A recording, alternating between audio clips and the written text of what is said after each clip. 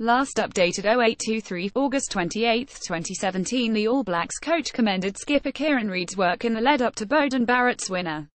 Bumbling Sonny Bill Williams and brilliant Beauden Barrett grabbed the focus from an extraordinary Bledisloe Cup test as British media continue to put the microscope on the All Blacks.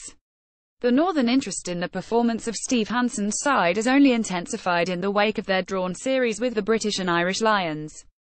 And the British press couldn't have found a more contradiction to the tight tussle with the Lions than the 10-try extravaganza in Dunedin, where the All Blacks sealed their comeback win 2 minutes from the finish with Barrett scoring. Sonny Bill Williams' shoulder charge on Anthony Watson during the Lions series has not been forgotten by the UK press.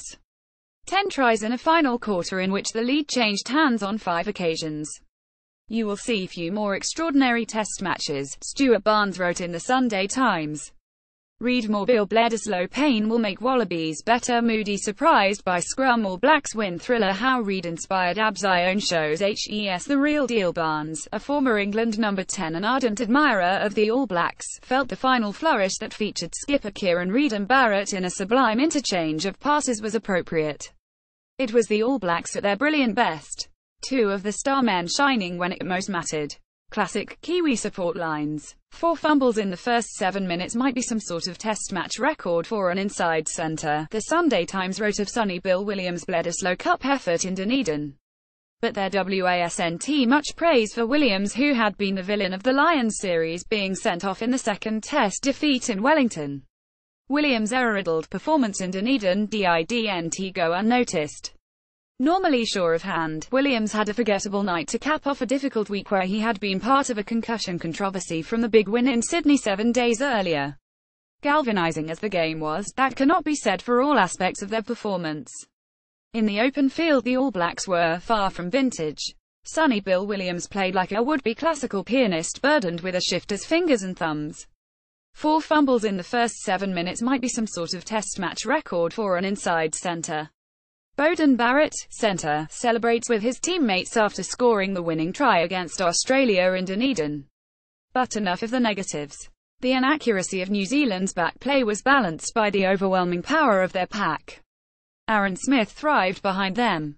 The Sunday Times were also quick to liken the Black Ferns' remarkable comeback win against England in the Women's Rugby World Cup final in Belfast to the dazzle on display in the Bledisloe Cup. Kingspan Stadium was a worthy setting for a World Cup final, and easily the 2 best teams in women's rugby served up a worthy contest, with almost as many shifts and twists as the brilliant affair in Dunedin earlier in the day between the All Blacks and the Wallabies, Peter O'Reilly wrote. The British press were rich in the praise of the Black Ferns after beating England in the Women's Rugby World Cup final. Preconceptions and assumptions were shattered, too. If you'd told us before the game that a New Zealander would score a hat-trick, we'd have assumed you were talking about Portia Woodman, easily the tournament's top try-scorer with 13 going into yesterday's game. But no, it was the loose-head prop Toka Natua, who crossed England's try-line thrice, all in the space of 20 minutes, showing power and great footballing awareness. Being a Kiwi, she also showed that she knew the laws of the game. For the 3rd try, she knew to place the ball in the tackle and then go again once released. New Zealand are deserved champions because they managed to hurt England close in and out wide. England managed to shut down Woodman, as they had done on a drizzly night in Rotorua in June, but in Selika Winiata, they discovered another threat. The fullback popped up for a try in each half and produced outstanding athleticism to keep the ball in play.